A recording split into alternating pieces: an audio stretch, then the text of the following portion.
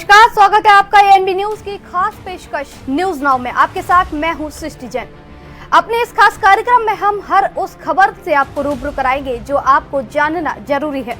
सभी अहम मसलों का बारीकी से विश्लेषण करके हैं और खबरों के पीछे की सच्चाई आप तक पहुंचाते हैं। तो चलिए बिना देरी किए शुरू करते हैं न्यूज नाउ। 2 अक्टूबर को महात्मा गांधी की जयंती के अवसर पर देश भर में बापू और पूर्व प्रधानमंत्री लाल बहादुर शास्त्री को श्रद्धांजलि अर्पित की गई। इस दौरान राष्ट्रपति और प्रधानमंत्री से लेकर सभी पक्ष और विपक्ष के नेताओं ने महात्मा गांधी और लाल बहादुर शास्त्री को नमन किया। प्रधानमंत्री नरेंद्र मोदी भी दिल्ली में राजघाट पहुंचे और महात्मा गांधी की समाधि पर श्रद्धांजलि की। इस दौरान वो स्कूली बच्चों के साथ झाड़ू लगाते भी दिखाई दिए। देखिए रिपोर्ट। राष्ट्रपति ने दी बापू और शास्त्री को श्रद्धांजलि। बुधवार को गांधी जयंती और लाल बहादुर शास्त्री जयंती के मौके पर हर किसी ने बापू के अमूल्य योगदान और सादगी की मिसाल पूर्व प्रधानमंत्री लाल बहादुर शास्त्री को नमन किया। इस बीच राष्ट्रपति द्रौपदी मुर्मू ने राजघाट पहुंचकर बापू को नमन किया। इसके साथ ही उन्होंने बापू और पूर्व प्रधानमंत्री लाल बहादुर शास्त्री की जयंती के अवसर पर सोशल मीडिया प्लेटफॉर्म एक्स पर श्रद्धांजलि अर्पित की। राष्ट्रपति मुर्मू ने एक्स पर लिखा, महात्मा गांधी की 155वीं जयंती पर मैं देश के सभी नागरिकों की ओर से राष्ट्रपिता महात्मा गांधी को विनम्र श्रद्धांजलि अर्पित करती हूँ। सत्य और अहिंसा के प्रबल अनुयायी बापू का जीवन संपूर्ण मानवता के लिए एक अनूठा संदेश है। उन्होंने हमें शांति और सहयोग के मार्ग पर चलने के लिए प्रेरित किया। गांधी जी ने अस्पृश्यता, अशिक्षा, अस्वच्छता और अन्य सामाजिक बुराइयों को मिटाने के लिए अभियान चलाया और महिला सशक्तिकरण के लिए अथक प्रयास किए। वहीं राष्ट्रपति ने पूर्व प्रधानमंत्री लाल बहादुर शास्त्री को भी सोशल मीडिया एक्स पर श्रद्धांजलि दी। उन्होंने एक्स पर लिखा, पूर्व प्रधानमंत्री श्री लाल बहादुर शास्त्री जी की जयंती पर मैं उनको विनम्र श्रद्धांजलि अर्पित करती हूँ। शास्त्री जी ने आजीवन सादगी, ईमानदारी और देशभक्ति के उच्चतम आदर्श प्रस्तुत किए। उनके सुदृढ़ नेतृत्व में भारत ने आर्थिक, सामरिक एवं अन्य सफलताएं प्राप्त की। आइए उनके जीवन से प्रेरणा लेते हुए हम सशक्त भारत के निर्माण का संकल्प लें। प्रधानमंत्री मोदी ने बापू और लाल बहादुर शास्त्री को किया नमन। प्रधानमंत्री नरेंद्र मोदी ने राजघाट जाकर महात्मा गांधी को श्रद्धांजलि दी। इसके अलावा भारत के दूसरे प्रधानमंत्री लाल बहादुर शास्त्री को भी श्रद्धांजलि अर्पित की। पीएम मोदी ने सोशल मीडिया एक्स पर पोस्ट कर लिखा, सभी देशवासियों की ओर से पूज्य बापू को उनकी जन्म जयंती पर सत नमन। सत्य, सद्भाव और समानता पर आधारित उनका जीवन और आदर्श देशवासियों के लिए सदैव प्रेरणा पुंज बना रहेगा।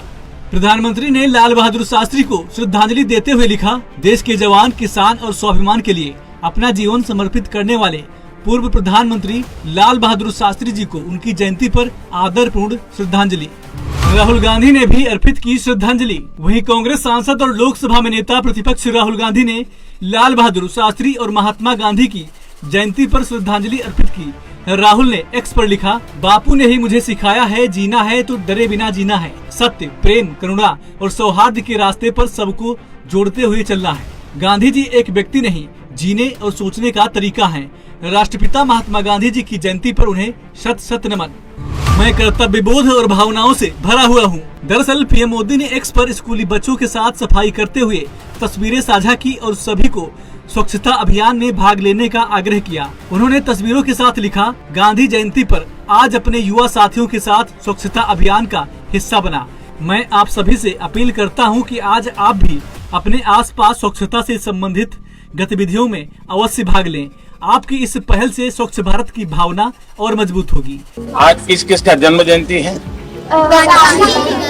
हाँ, और दूसरा लाल बहादुर शास्त्री। लाल बहादुर शास्त्री। अच्छा, आप में से कोई योगा करते हैं? अरे वाह, इतने सारे। आसन से क्या फायदा होता है? सर हमारी बॉडी में फ्लेक्सिबिलिटी और सर उससे डिजीज भी कम होता है सर, ब्लड सर्कुलेशन अच्छा होता है बहुत। आपको मालूम है सुकन्या समृद्धि योजना क्या है? क्या? सर आपके द्वारा ये खोली गई एक स्कीम है जो बहुत सारी फीमेल्स को, मतलब फीमेल्स बच्चे को भी फायदा दे रही है। तो जब हम बर्थ लेते हैं और 10 साल तक हम इसे खोल सकते हैं। तो सर जब हम 18+ के हो जाते हैं तो हमारी पढ़ाई में ये बहुत ज़्यादा हेल्प करती है। इसमें फाइनेंशियली प्रॉब्लम ना हो तो इसमें हम इससे पैसे निकाल सकते हैं। देखिए, बेटी का जन्म होते ही सुकन्या समृद्धि का अकाउंट खोला जा सकता है। साल में उस बेटी के माँ बाप 1,000 रुपये बैंक में डालते हैं, साल का 1,000, मतलब महीने का 80-90 रुपये। मान लीजिए 18 साल के बाद उसको कोई अच्छी पढ़ाई के लिए पैसे चाहिए, उसमें से आधे पैसे ले सकते हैं। और मान लीजिए 21 साल में शादी हो रही है, उसके लिए पैसे निकालने हैं। अगर 1,000 रुपये रखे हैं तो उस समय जब निकालेंगे तो करीब 50,000 रुपये मिलता है। इसके साथ ही उन्होंने स्वच्छ भारत के 10 साल का भी जिक्र किया। पीएम मोदी ने इस अवसर पर अपने संबोधन में कहा, आज 2 अक्टूबर के दिन मैं कर्तव्यबोध और भावनाओं से भरा हुआ हूँ। पिछले 10 सालों में भारतीयों ने स्वच्छता मिशन को अपनाया है और आज स्वच्छ भारत मिशन ने 10 साल का महत्वपूर्ण मील का पत्थर पार कर लिया है। आज 2 अक्टूबर के दिन मैं कर्तव्यबोध से भी भरा हुआ हूं और उतना ही भावुक भी हूं। आज स्वच्छ भारत मिशन को, उसकी यात्रा को 10 साल के मुकाम पर हम पहुंच चुके हैं। स्वच्छ भारत मिशन की ये यात्रा करोड़ों भारतवासियों की अटूट प्रतिबद्धता का प्रतीक है। बीते 10 साल में कोटि-कोटि भारतीयों ने इस मिशन को अपनाया है, अपना मिशन बनाया है, इसे अपने जीवन का हिस्सा बनाया है। मेरे आज के 10 साल की इस यात्रा के पड़ाव पर मैं हर देशवासी, हमारे सफाई मित्र, हमारे धर्मगुरु, हमारे खिलाड़ी, हमारे सेलिब्रिटीज, एनजीओज, मीडिया के साथी, सभी की सराहना करता हूं, भूरी भूरी प्रशंसा करता हूं। आज से 1000 साल बाद भी जब 21वीं सदी की भारत का अध्ययन होगा तो उसमें स्वच्छ भारत अभियान को जरूर याद किया जाएगा।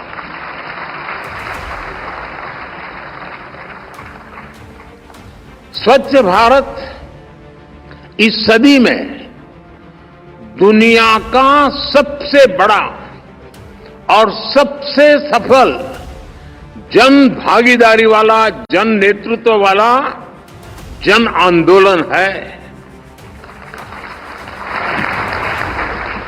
इस मिशन ने मुझे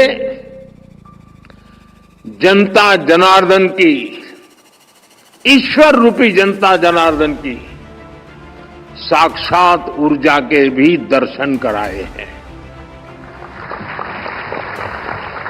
मेरे लिए स्वच्छताए जनशक्ति के साक्षात्कार का पर्व बन गया है। आज मुझे कितना कुछ याद आ रहा है। ये अभियान शुरू हुआ, कैसे लाखों लाख लोग एक साथ सफाई करने के लिए निकल पड़ते थे। शादी ब्याह से लेकर सार्वजनिक कार्यक्रमों तक हर जगह स्वच्छता का ही संदेश छा गया। कहीं कोई बूढ़ी मां अपनी बकरियां बेचकर शौचालय बनाने की मुहिम से जुड़ी। किसी ने अपना मंगलसूत्र बेच दिया तो किसी ने शौचालय बनाने के लिए जमीन दान कर दी। कहीं किसी रिटायर्ड टीचर ने अपनी पेंशन दान दे दी तो कहीं किसी फौजी ने रिटायरमेंट के बाद मिले पैसे स्वच्छता के लिए समर्पित कर दिए। दिग्गजों की श्रद्धांजलि। बता दें 2 अक्टूबर को बापू और लाल बहादुर शास्त्री को श्रद्धांजलि देने सभी दिग्गज नेता राजघाट और संसद पहुंचे। लोकसभा अध्यक्ष ओम बिरला, राज्यसभा के उपसभापति हरिवंश नारायण सिंह, केंद्रीय मंत्री और बीजेपी अध्यक्ष जेपी नड्डा, कांग्रेस अध्यक्ष मल्लिकार्जुन खड़गे, कांग्रेस संसदीय दल की अध्यक्ष सोनिया गांधी समेत कई नेताओं ने न सिर्फ राजघाट पहुंचकर बापू को नमन किया, बल्कि पुरानी संसद के सेंट्रल हॉल में लाल बहादुर शास्त्री को उनकी जयंती पर पुष्पांजलि अर्पित की। Special report NV news. Jharkhand में आगामी विधानसभा चुनाव को देखते हुए प्रधानमंत्री नरेंद्र मोदी ने गांधी जयंती के मौके पर झारखंड को 80,000 करोड़ रुपए से अधिक की योजनाओं की सौगात दे दी है। झारखंड के हजारीबाग पहुंचे पीएम ने विनोबा भावे यूनिवर्सिटी परिसर से जनजातीय कल्याण और विकास परियोजनाओं की शुरुआत भी की। इस मौके पर प्रधानमंत्री ने जनजातीय आदिवासी न्याय महाअभियान के तहत कई कल्याणकारी योजनाओं का बटन दबाकर उद्घाटन किया। वहीं इसके बाद प्रधानमंत्री ने बीजेपी की परिवर्तन रैली में विपक्ष पर जमकर निशाना साधा। प्रधानमंत्री का झारखंड को गांधी जयंती गिफ्ट। गांधी जयंती के अवसर पर प्रधानमंत्री मोदी का काफी व्यस्त शेड्यूल देखने को मिला है। पहले दिल्ली में बापू और पूर्व प्रधानमंत्री शास्त्री को श्रद्धांजलि दी। इसके बाद रवाना होकर झारखंड के हजारीबाग पहुंच गए, जहां उन्होंने करोड़ों रुपए की सौगात झारखंड को दी। पीएम ने 83,300 करोड़ रुपए की परियोजनाओं का उद्घाटन और शिलान्यास किया। प्रधानमंत्री ने हजारीबाग के विनोबा भावे यूनिवर्सिटी परिसर से जनजातीय कल्याण और विकास परियोजनाओं की शुरुआत की। इस मौके पर प्रधानमंत्री ने जनजाति आदिवासी न्याय महाअभियान के तहत कई जन कल्याणकारी योजनाओं का बटन दबाकर उद्घाटन किया। इस दौरान अपने संबोधन में पीएम ने कहा, गांधी जी का मानना था कि भारत का विकास तभी हो सकता है जब जनजातीय समाज का तेज विकास हो। पीएम ने कहा, मुझे संतोष है कि आज हमारी सरकार आदिवासी उत्थान पर सबसे ज्यादा ध्यान दे रही है। अभी मैंने यहाँ धरती बाबा जनजातीय ग्राम उत्कर्ष अभियान कार्यक्रम का शुभारंभ किया है। उन्होंने बताया कि इस योजना पर करीब 80,000 करोड़ रुपए खर्च किए जाएंगे। साथियों, आज महात्मा गांधी पूज्य बापू की जन्म जयंती है। आदिवासी विकास के लिए उनका विजन, उनके विचार हमारी पूंजी है।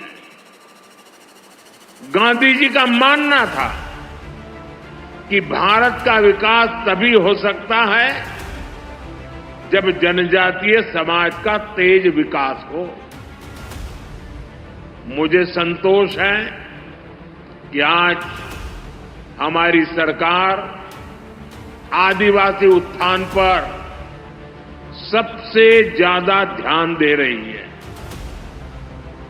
अभी मैंने यहां धरती आबा जनजातीय ग्राम उत्कर्ष अभियान, एक बहुत बड़े कार्यक्रम का शुभारंभ किया है। इस योजना पर करीब 80,000 करोड़ रुपए खर्च किए जाएंगे। धरती आबा जनजातीय ग्राम उत्कर्ष अभियान के तहत करीब 550 जिलों में 63,000 आदिवासी बहुल गांवों का विकास करने का अभियान चलाया जाएगा। इन आदिवासी बहुल गांवों में सामाजिक, आर्थिक, वहां के जीवन को बेहतर बनाने के लिए काम होगा। इसका लाभ देश के 5 करोड़ से ज्यादा मेरे आदिवासी भाई बहनों को मिलेगा। बीजेपी की परिवर्तन महारैली में पहुंचे मोदी। हजारीबाग में सौगात देने के बाद पीएम मोदी रोड शो करते हुए बीजेपी की परिवर्तन महारैली में पहुंचे, जहां पार्टी नेताओं ने उनका स्वागत किया। महारैली में प्रधानमंत्री ने अपने संबोधन के बीच बच्चों की ओर से प्रदर्शित किए जा रहे कार्ड्स को स्वीकार किया। इस दौरान उन्होंने अपनी सुरक्षा एजेंसी एसपीजी के जवानों से बच्चों से तोहफा लेने के लिए कहा। पीएम ने बच्चों से कहा कि आपके कार्ड्स मुझे मिल जाएंगे, आप इन्हें दे दीजिए। ये ले लीजिए भाई, मेरे एसपीजी के लोग, इनके पास बच्चे कुछ लेके आए हैं लिख करके, ले लीजिए। अरे ले लीजिए भाई। हाँ, वो मुझे मिल जाएगा अगर आप देना चाहते हैं तो। हाँ। पीएम मोदी का कांग्रेस पर हमला। परिवर्तन महारैली के बीच प्रधानमंत्री ने कांग्रेस को भी निशाने पर लिया। उन्होंने कहा, आदिवासी जननायकों के साथ जैसा अन्याय किया गया वैसा अन्याय किसी और के साथ कभी नहीं हुआ। कांग्रेस ने अपने एक परिवार को पहचान दिलाने के लिए देश के कोने कोने में बसे आदिवासी परिवारों की पहचान मिटा दी। आजादी की लड़ाई में बड़ा योगदान देने वाले आदिवासी समाज को कांग्रेस ने कभी महत्व नहीं दिया। आदिवासी जननायकों के साथ जैसा अन्याय किया गया वैसा अन्याय दूसरे किसी के साथ नहीं हुआ। कांग्रेस ने अपने एक परिवार को पहचान दिलाने के लिए देश के कोने कोने में बसे आदिवासी परिवारों की पहचान मिटा दी। आजादी की लड़ाई में इतना बड़ा योगदान देने वाले आदिवासी समाज को कांग्रेस ने कभी महत्व नहीं दिया। सारी योजनाएं एक ही परिवार के बेटे बेटी के नाम पर, सारी सड़कें, सारी इमारतें एक ही परिवार के बेटे बेटी के नाम पर। ऐसी परिवारवादी सोच ने देश का बहुत नुकसान किया। आज मुझे गर्व है कि हमारी सरकार आदिवासी नायकों को पूरा सम्मान दिला रही है। ये भाजपा है जिसने आदिवासी म्यूजियम बनाने का अभियान शुरू किया है। रांची में भी भगवान बिरसा मुंडा को समर्पित म्यूजियम बना है। हमने भगवान बिरसा मुंडा के जन्मदिन पर जनजातीय गौरव दिवस मनाने की शुरुआत की है। अगले वर्ष हम भगवान बिरसा मुंडा की 150वीं जयंती मनाएंगे। इसी कड़ी में आज का भी ये कार्यक्रम समर्पित है। साथियों, हम सब प्रेम से भगवान बिरसा मुंडा को धरती आबा कहते हैं। आज उनके नाम पर धरती आबा जनजातीय ग्राम उत्कर्ष अभियान शुरू हुआ है। प्रधानमंत्री ने जेएमएम से सावधान रहने को कहा। प्रधानमंत्री नरेंद्र मोदी बीजेपी की महारैली में जेएमएम पर भी जमकर शब्दमार चलाए। पीएम ने कहा, जेएमएम अब झूठे वादे की बदौलत अपने आप को बचाना चाहती है। उन्होंने 5 साल तक जनता का हक छीना। अब वो चुनाव में बड़े बड़े वादे कर आपकी आंख में धूल झोंकना चाहते हैं। पीएम ने कहा, झारखंड के लोगों को इनसे सावधान रहना है। इन्होंने बेरोजगार युवाओं को बेरोजगारी भत्ता देने का वादा किया था, उसका क्या हुआ? साथियों, जेएमएम अब झूठे वादों की बदौलत अपने आप को बचाना चाहती है। जिन्होंने 5 साल तक जनता का हक छीना, अब वो चुनाव में बड़े बड़े वादे करके आपको भरोसा जीतना चाहते हैं, आपके आंख में धूल झोंकना चाहते हैं। झारखंड के लोगों को इन झूठ की दुकान वालों से सावधान रहना है। मैं भी इनसे पूछना चाहता हूं, झूठ की नई जलेबियां, ये झूठ की नई जलेबियां परोसने से पहले अरे जरा पुराना हिसाब तो दे दो।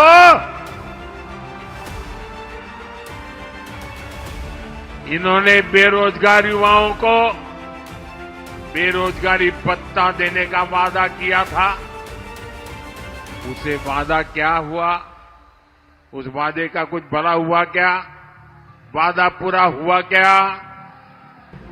इन्होंने युवाओं के लिए भर्ती के नाम पर वादा किया था।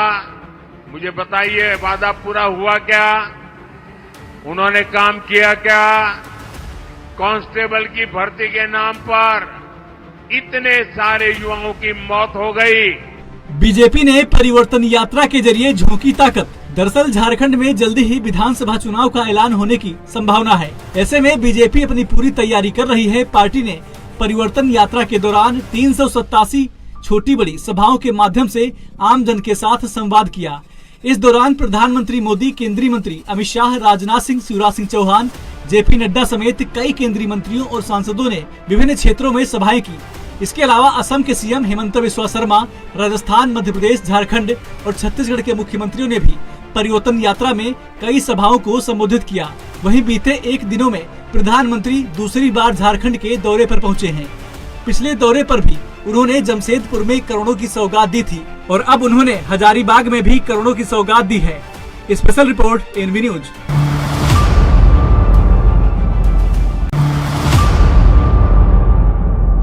तो अब बात महिला T20 वर्ल्ड कप की। महिला T20 वर्ल्ड कप 2024 पिछले कई महीनों से चर्चा का विषय बना हुआ है। पहले ये टूर्नामेंट बांग्लादेश में होने वाला था, लेकिन वहां छात्र विरोधी प्रदर्शन के बाद वर्ल्ड कप की मेजबानी यूएई को सौंप दी गई। महिला वर्ल्ड कप में कुल 10 टीमें भाग ले रही हैं, जो 3 अक्टूबर से 20 अक्टूबर तक चलेगा। यहां जानिए कि भारतीय टीम अपना पहला मैच कब खेलेगी और उसे किन टीमों के साथ किस ग्रुप में रखा गया है। देखिए खास रिपोर्ट। भारतीय टीम ने जीते अपने दोनों वार्म अप मैच। महिला T20 वर्ल्ड कप 2024 में वार्म अप मुकाबले खत्म हो चुके हैं। भारतीय टीम ने अपने दोनों वार्म अप मैच जीते। टीम इंडिया ने पहले वेस्ट इंडीज को 20 रनों से हराया, फिर साउथ अफ्रीका को 28 रनों से मात दी। अब बारी है टूर्नामेंट के ग्रुप स्टेज के मुकाबलों की। हालांकि टूर्नामेंट की शुरुआत 3 अक्टूबर को हो जाएगी, लेकिन भारत के सफर की शुरुआत 4 अक्टूबर को न्यूजीलैंड के खिलाफ होनी है। इस बार का टूर्नामेंट कई मायनों में खास है, क्योंकि महिला T20 वर्ल्ड कप में बहुत सारी चीजें पहली बार होने जा रही हैं। ग्रुप ए में है भारत। महिला T20 वर्ल्ड कप की शुरुआत 3 अक्टूबर से होगी। टूर्नामेंट का सबसे पहला मैच 3 अक्टूबर को बांग्लादेश और स्कॉटलैंड के बीच खेला जाएगा। इसी दिन का दूसरा मुकाबला पाकिस्तान और श्रीलंका के बीच होगा। भारत को ग्रुप ए में पाकिस्तान और ऑस्ट्रेलिया, न्यूजीलैंड और श्रीलंका के साथ रखा गया है। वहीं दूसरे ग्रुप में बांग्लादेश, स्कॉटलैंड, इंग्लैंड, दक्षिण अफ्रीका और वेस्ट इंडीज शामिल है। न्यूजीलैंड के साथ होगा भारत का पहला मैच और भारत का पहला मैच 4 अक्टूबर को न्यूजीलैंड के साथ होगा। वहीं 6 अक्टूबर को भारत पाकिस्तान महामुकाबला क्रिकेट जगत पर अपना खुमार चढ़ाने को बेताब होगा। टीम इंडिया 9 अक्टूबर को श्रीलंका और ग्रुप स्टेज में उसका आखिरी मैच 13 अक्टूबर को ऑस्ट्रेलिया से होगा। विश्व कप में भारतीय टीम के मुकाबले 4 अक्टूबर भारत बनाम न्यूजीलैंड, 6 अक्टूबर भारत बनाम पाकिस्तान, 9 अक्टूबर भारत बनाम श्रीलंका, 13 अक्टूबर भारत बनाम ऑस्ट्रेलिया। भारत कभी नहीं बना है विश्व विजेता। पुरुषों की भारतीय टीम ने 2024 में T20 वर्ल्ड कप जीता है। ऐसे में महिला टीम भी बढ़े हुए मनोबल के साथ ट्रॉफी जीतने के इरादे से मैदान में उतरेगी। जहां पुरुष टीम 2 बार T20 वर्ल्ड कप विनर बन चुकी है, वहीं महिला टीम ने आज तक छोटे फॉर्मेट में कभी विश्व कप नहीं जीता है। महिला T20 वर्ल्ड कप में कुल 8 टूर्नामेंट हो चुके हैं, लेकिन टीम इंडिया ने आज तक एक बार भी ट्रॉफी नहीं उठाई है। यहाँ तक कि भारत केवल एक बार फाइनल में पहुंचा है। इस मौके पर उसे ऑस्ट्रेलिया के हाथों हार मिली थी, जो पिछली 3 बार से चैंपियन बनता आ रहा है। ये चीजें भी होंगी पहली बार। आईसीसी के समानता को बढ़ावा देने के लिए हाल ही में बहुत बड़ा कदम उठाया था और महिला T20 वर्ल्ड कप की प्राइज मनी पुरुष T20 वर्ल्ड कप के बराबर कर दी थी। पिछले एडिशन में प्राइज मनी $1 मिलियन था, जिसे 134% बढ़ाकर $2.34 मिलियन कर दिया गया है। अब देखना ये होगा कि डिफेंडिंग चैंपियन ऑस्ट्रेलिया इस बढ़े हुए प्राइज मनी पर कब्जा जमा पाती है या टूर्नामेंट में कोई नया चैंपियन निकलकर सामने आता है। Sports desk NV news. तो न्यूज नाउ में मेरे साथ बस इतना ही। आप बने रहिए एएनबी न्यूज के साथ। नमस्कार।